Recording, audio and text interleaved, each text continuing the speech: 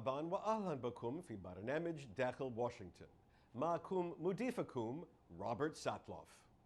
الجدار الحدودي، حظر السفر، المهاجرون غير الشرعيون، مدن الملاذ، الترحيل.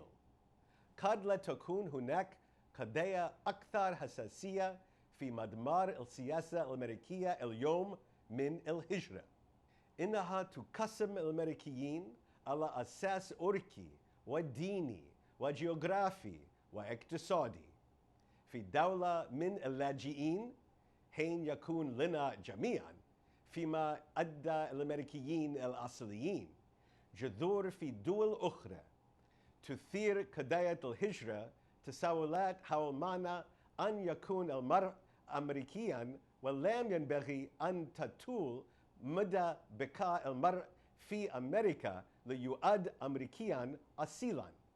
وهذه الأصلة ليست مجرد أصلة نظرية، ففي الوقت الذي تخطط فيه الحكومة لفرض قيود مؤقتة على من يسمح له بالدخول إلى الولايات المتحدة من دول معينة وترحيل أعداد أكبر من الناس من البلاد ممن لا يحملون مستندات قانونية، تؤثر هذه الأصلة على حياة ملايين الأشخاص. لمناقشة نهج إدارة ترامب حيال الهجرة، يسرني أن أرحب بخبيرين قانونيين بهذه القضية، وهما توم جافيتس وساندرا جروسمان. Welcome back to Dakhel, Washington. Today we're talking about perhaps the most volatile and most important issue on our political agenda, immigration. And I'm delighted to welcome Sandra Grossman and Tom Javits. So let's start first with some basic questions. Sandra, what is the difference, so our viewers understand, what is the difference between an immigrant and a refugee? That's a good question. There's a huge difference. An immigrant is someone who is coming to the United States in order to process a green card or to remain in the country permanently. So they're immigrating to the United States. A refugee is someone who is outside of the United States who the U.S. government has decided to provide protection and to allow him to come into the United States. He may later become an immigrant in that a year after he comes to the United States, he can apply for residency or get a green card. And so generally, Tom, has the United States historically been a welcoming country to immigrants and or to refugees? How would you put the numbers to this? Sure. I mean, yes and no. The United States, like many countries, has there are complicating factors to whether we are or not a welcoming nation to immigrants. We've gone through various periods in our history when we've been more or less welcoming to populations. We had a long period when Chinese immigrants, for instance, were explicitly barred from entry. And each immigrant group that comes here does often go through a period where the public shows some resistance to them. We saw that with Italians, with Jewish refugees, and we're very much, I think, seeing that now, both with Latino population, but also I think the current debate now is about a lot of fear and misunderstanding about Syrian refugees who are coming. But in general, I mean, the U.S. has admitted over the last nearly 40 years about 3 million refugees through the Refugee Admissions Program, and has been a global leader in offering resettlement to refugees. Not per capita, there are some countries that resettle each year a larger share of their own population through the refugee program, but in terms of total numbers, the U.S. has absolutely been a leader in refugee resettlement. So a leader in refugees and in immigration, legal immigration. Let's first talk about that. Do we do a good job on that? Well, I think it's a big question. I mean, the United States, right? The symbol is the Statue of Liberty, and so I think people associate immigration with the United States. I think unless you're talking about the Native Americans, there's very few people that are actually, historically from the U.S. Everyone's grandparents or great-grandparents or great-great-grandparents came here from another country. So I think that's part of the legacy that this country has, which is why this time, since the change in administration, has been so contentious, because of the kind of rhetoric that's being used, which is in many ways anti-immigrant. Now, I imagine someone hearing this will say that the real debate is between legal immigration and illegal immigration. So let's talk about illegal immigration in our country. How serious a problem is illegal immigration, Tom? So currently right now, there are right now in the United States an estimated 11.1 million people who are here without status. Having said that, we are actually, if you measure sort of the unlawful flow of people across the southwest border trying to enter the United States, we're actually at near 40-year historic lows in terms of the actual flow. People historically have been very concerned about Mexican immigrants coming to the United States between the ports of entry. We have, for a couple of years now, had net zero or even net negative migration with Mexico. So there are more Mexicans in the U.S. today who are leaving the U.S. than who are coming to the U.S. And that has a lot to do with not only our increased border security, but also has a lot to do with an improving economy in Mexico, changing demographics in Mexico. Frankly, right now, the increase in illegal immigration from the southwest border that we are seeing is largely made up of a different population. It's made up of people, often women and children, from 3 countries in Central America where there's really extraordinary levels of violence. And so the flow that we're seeing is less an immigration flow than a flow of people who are seeking protection or asylum in the U.S. once they come here. But in general, if you're thinking about sort of what to do with a legal versus illegal immigration system, no one's goal at the end of the day is to have an immigration system that is made up of people working around the system. You want to have a system in place that actually recognizes realities, both business realities, family realities, humanitarian realities, and can provide a way for people to come here through the system. And that's where I think our current laws haven't kept up to date with current reality. Just in terms of the human reality, 11 some odd million people, how do they live day to day if they don't have official documentation? How do kids go to school? How do people work, get driver's licenses, this sort of thing? Well, and I think that's the issue. Is the reality is it's that these people are living in our country, and many of them have been here for decades and have U.S. citizen children, spouses, and so it depends on the state where they live. So, for example, in Maryland, you can get a driver's license even though you may be undocumented. You can have access to certain benefits. But that doesn't mean that it's not a challenge. Also, for example, people that are undocumented that have children here, if their children are undocumented, school systems are not allowed to ask what the immigration status is of their children, as long as they can prove that they're in the correct jurisdiction for the school. But it certainly is a challenge, because the fact is these 11 million people, and actually there are some estimates that talk about 15, 18, 20 million undocumented people living here. They face real challenges every day. They don't have access to insurance. They don't have access to means-tested benefits programs. And so at the same time, they are employed.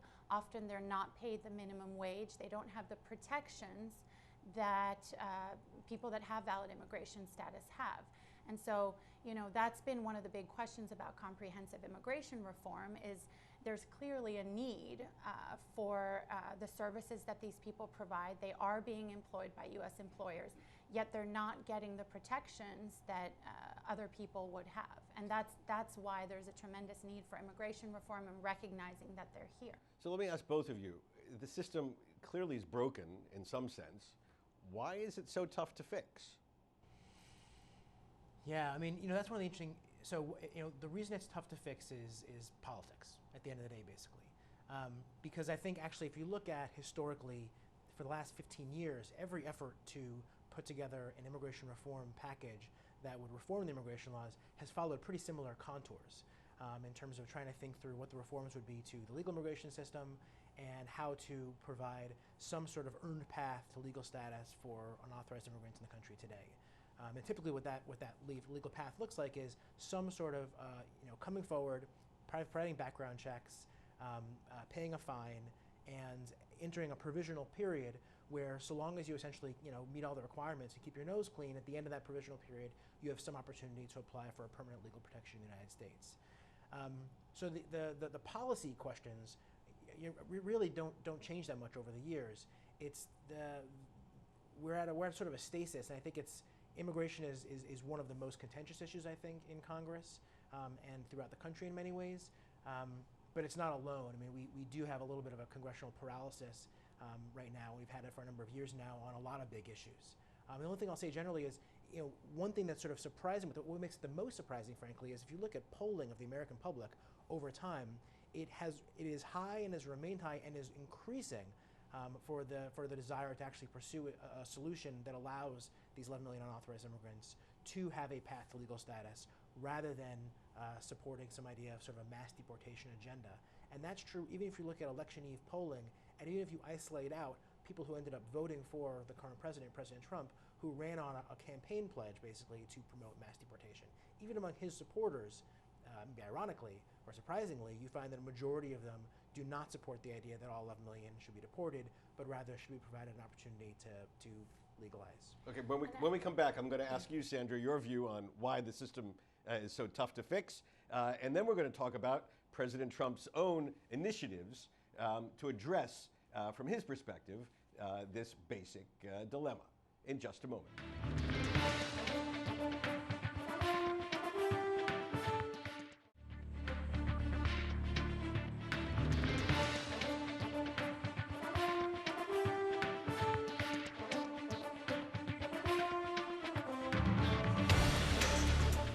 Our guests today include Tom Javits. Tom is Vice President of Immigration Policy at the Center for American Progress, a prominent Washington think tank. Previously, he served as Chief Counsel on the Immigration Subcommittee of the House Judiciary Committee, advising members of Congress and congressional staffs on all areas of immigration law and policy. Before that, Tom worked as staff attorney at the National Prison Project, a part of the American Civil Liberties Union. He holds a bachelor's degree from Dartmouth College and a law degree from Yale Law School. Sitting to his right is Sandra Grossman. Sandra is managing partner and founder of Grossman Law, LLC, a firm specializing in immigration law. She herself is an experienced immigration attorney, having represented clients on issues of deportation, detention, asylum, and other immigration matters before all sorts of courts, boards, and tribunals. Sandra also teaches immigration law at the Washington College of Law at American University. She received her law degree from Georgetown University Law Center. So, Sandra, why so tough to fix? I mean, I think Tom is absolutely right that there's an issue which has to do with the politicization of the immigration question. And there's also, and within that, I'd like to address politics of fear. The new administration has done a very good job of kind of criminalizing the immigration debate. At the beginning of every executive order, or almost every one that's released, they talk about how immigrants present a national security threat to the United States. And they went as far as to create a special office for victims of undocumented immigrants. And what this is doing is it's really creating this kind of alternative fact scenario that we're seeing with this administration, in that if you look at the statistics, immigrants are much less likely to engage in criminal activity than actually the native born. And actually, the statistics also show that an increase in immigration has actually led to less violent crimes and less aggravated felonies. So those are the facts and the statistics. But the administration it's almost like a politics of fear. They're creating this image that we are less safe when we have more immigration, which is in fact not the case. Okay, let me ask you about President Trump's executive order that you just raised. What would you say is the main aspects of the original executive order? And if you were advising the president to correct it, I know this puts you in an odd position, how would you correct it to make it legal and, in your view, reasonably acceptable? In terms of sort of how to clean it up and make it right, I mean, I would take a step back and look at what the case is for doing this in the first place. And what we've seen in the last couple of days is a few things. One, the Department of Homeland Security has an Office of Intelligence and Analysis that has been asked to basically provide memos and reports to justify why they need to do a ban like this in the first place. And 2 of their reports have now been leaked and become public. And essentially what they make clear is, first and foremost, there is no national security case to be made for nationality-based bans on immigration to the country. That is not a good proxy. And in fact, if you look at the 7 countries that were targeted, there's no particular basis to believe that they are in any way connected to a history of terrorism in the United States. And second of all, a new report that came out very recently says that if you look at the basis for putting in place any sort of ban like this, it doesn't really make much sense because the vast majority of people who have been radicalized in the United States have been radicalized many years after coming. I mean, the large majority of people coming from these countries actually have come as children, and there's no particular evidence that their parents were radicalized or radicals when they came. And so it's like 10, 15 years after they arrived, as a result of many other forces that effectively also influence native-born Americans that leads to their radicalization. So, I don't know that I would necessarily advise the administration on how they can clean up the executive order, so much as take a step back and listen to their own intelligence analysts who are telling them, don't do this, it makes no sense. Sandra? I agree absolutely with Tom, and I think you have to look at the facts. Where are the security challenges coming from to the United States in the first place? What's clear is that the administration, the executive branch, has almost plenary power to produce immigration policy. There's a section of the Immigration and Nationality Act, which is what governs these issues, which states that the president may by proclamation at any time and whenever he feels necessary exclude a class of aliens or immigrants from the United States. So I think the administration is very much depending on that kind of plenary power. At the same time, there was an amendment to the Immigration Act in the 1960s, which states that the U.S. government cannot discriminate in the issuance on visas based on race, gender, country of nationality. So we kind of have these two statutory provisions battling each other, and we're going to see what the result will be of that. At the same time, there's tremendous constitutional issues involved here, issues that have to do with the First Amendment, that there cannot be any establishment of religion. The argument that's being made at this point is that the travel ban is in fact a ban of Muslims coming to the United States, and that would be a First Amendment violation. At the same time, there's challenges based on due process. So the Supreme Court said in a 2001 case named Zadvitas v. Davis that even undocumented immigrants have a right to due process in the United States and have a right to notice an opportunity when their rights are being taken from them. So if you look at what this travel ban did, is it really in essence not only prevents people from coming back, but it prevents immigrants from traveling out of the United States for fear that they won't be able to come back. When one hears administration spokespeople, they always emphasize, we support legal immigration. We support the legal immigration to the United States. It's the illegal immigration that we want to stop. Is that a reasonable position to take? I think so. I mean, we are a nation of laws. We have an Immigration Act. We have, our citizens elect Congress members to pass laws on immigration. And so I think that there is a valid expectation that there would be a limit on illegal immigration. I think the truth is, even the legal immigration system is broken. So what happens is you have U.S. citizens and permanent residents who are legally trying to bring family members to the United States, and sometimes they have to wait 20 years for an immigrant visa petition to become available. So I think that there's a tremendous backlog in the system, and it has to be reformed. Additionally, we represent many companies, businesses who have very much a need for foreign workers who can bring their skills and bring benefits to their companies. Again, the system is broken there because there aren't enough, the visa quota system hasn't caught up to the demand. So there's a clear need for reform of the legal immigration system.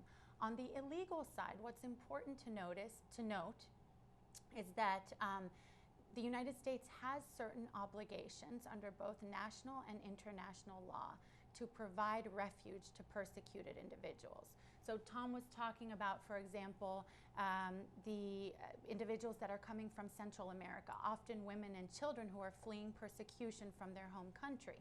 Well, we have incorporated certain aspects of international asylum and refugee law into our own laws, and we have a duty to protect these individuals and to not send them back. So yes, to answer your question, there's a difference between legal and illegal immigration, but we can't just do away with one of them. We have an obligation to protect persecuted individuals. I'm afraid to say that we've only been able to hit the tip of the iceberg on this very important topic, but thank you both very much for joining me to discuss immigration and possible reform here on Dakhel, Washington. Thank you. Thanks so much, yeah.